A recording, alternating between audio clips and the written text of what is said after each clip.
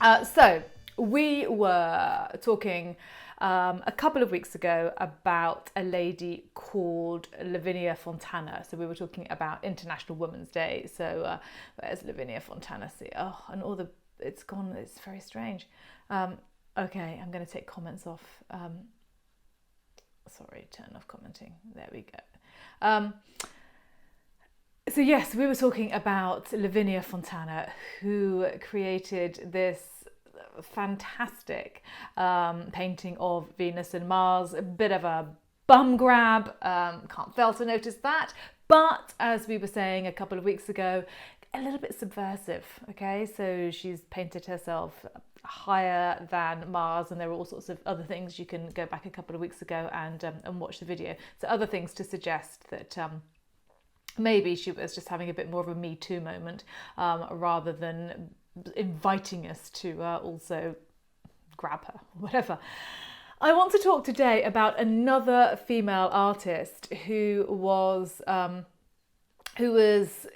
pretty much contemporary to Lavinia, and I just have to make sure I get the right image here. Sorry, yeah. So everything has changed in terms of how I'm having to do this on Instagram. It's great. We love a challenge. So anyway, what was I saying?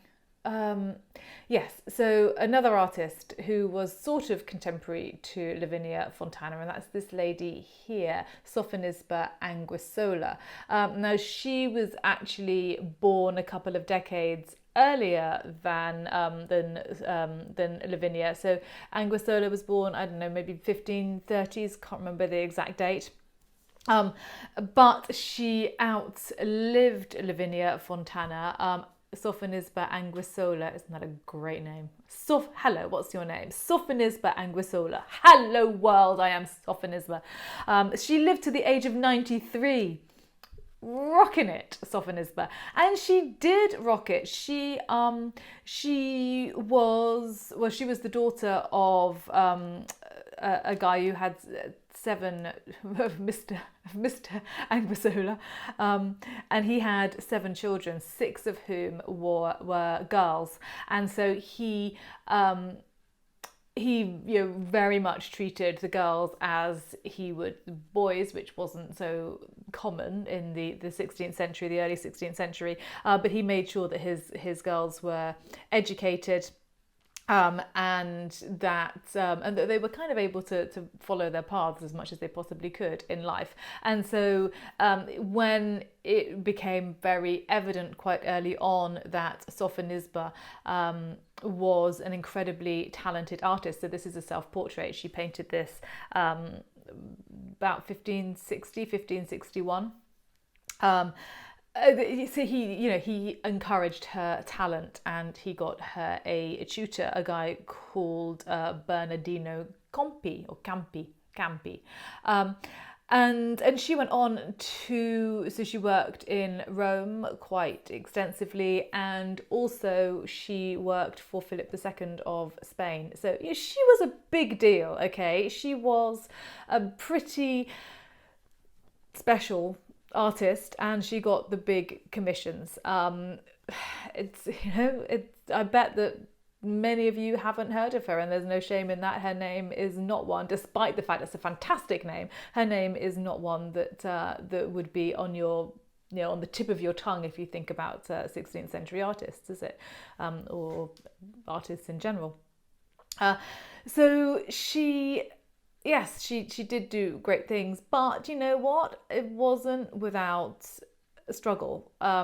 It is absolutely true that whilst she was in Rome, she did get great treatment, and she met Michelangelo, the great Michelangelo, in the 1550s. And it's also true. Okay, hopefully we're back. And it's also true that Michelangelo took a great interest in her, so he must have thought she was really good, because Michelangelo was notoriously quite If I'm going to be kind, I would say discerning. If I'm going to be a little bit mean, he was quite grumpy. But he thought that she was great, and so he would give her. We know this definitely lasted for a period of a couple of years in the early 1550s. He would give her sketches that he'd done, drawings that he'd done, so that she could copy them and so that she could learn from them. And he really, really encouraged her work. So to have that honour, and to have that what's the word I'm looking for? That oh God, what is the word I'm looking for? That kind of what's the good word for leg up? Anyway, you know what I mean? To have that encouragement. That's not the word. Anyway, was fantastic. And as I say, she had this tutor, Bernadino Campi. But I think that the struggle that she had is best illustrated in a letter that was sent to Campi by a fellow artist, a guy called Salviati. And in his letter, he compliments Campi on his fantastic achievement and his great intelligence. Okay, so you might be thinking, okay, so why is that a struggle for Sofonisba? Because she has had the patronage and not the patronage, but the help of Michelangelo. And obviously this guy, her tutor, is getting accolades for his intelligence and his fantastic achievements from fellow artists. So wow, what a lucky girl. But in fact, the accolade was all to do with the fact that Sofonisba was so fantastic. So she wasn't praised. It wasn't like, oh my God, this woman that you've got, that you've taught, I mean, she is just fantastic. You must be so proud of her. It was, no, you must be so proud of yourself for basically, creating her, I suppose. And so we come to the painting that I really want to talk about today, which is I have to make sure I pick the right one because I've got three here. This one. So this is by Sofonisba, and it is a painting of Campi painting Sofonisba. Okay, and they say that revenge is a dish best served cold. So she's seen this letter and she knows the content and I'm not saying this is direct revenge, but she must have been a little bit peeved to have been discussed in such a way, or not to be discussed at all, actually, to be kind of blanked out of this achievement. And so some years later, she paints this, which was once described to me as both incredibly tender and incredibly cruel as a painting and as a portrait, and I'll never forget that. And the reason that this is incredibly tender is because this is a lovely, on one hand, a lovely compliment, a lovely tribute to her tutor Campi. So as I said, this is a painting by Anguissola. But it's incredibly cruel because he, in this painting, is painting a portrait of Sofonisba Anguissola. So what she's done is she's copied his artistic style within this painting. So she's painted herself as he would paint her, which isn't as good as the way that she would paint. So if you look at him and the way that she's painted him, really, really fantastic. If you look at the way that he's painting her, not quite so good. Okay, so it's like, yeah, I'm imitating your style, which is a huge honour for anybody's style to be imitated, but it's not quite as good as mine. And that's sort of, it's not writ large because it's not like he's terrible, but it's just not as nuanced, it's just not as refined. He's just not quite as good as she is. I want to show you. So this is an image that this reproduction is after this painting has been restored. So it was restored about 20 years ago. This is what it looked like before it was restored, so just a lot darker. You can see her hand is still down. Actually, what she's holding is a glove or a pair of gloves. But this image is during restoration. Okay, so spot the weird stuff that's going on here during restoration. Can you see that she's got two hands? Well, obviously she's got two hands, she's got three hands, and you can't see one of them.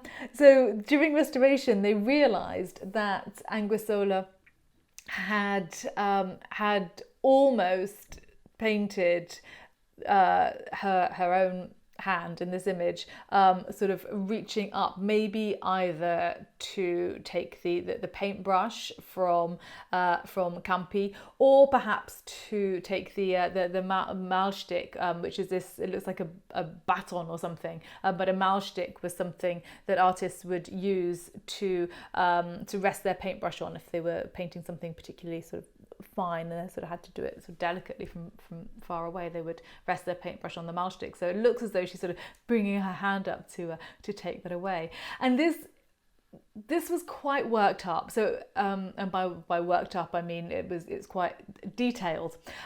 So this wasn't just something that she was playing around with compositionally.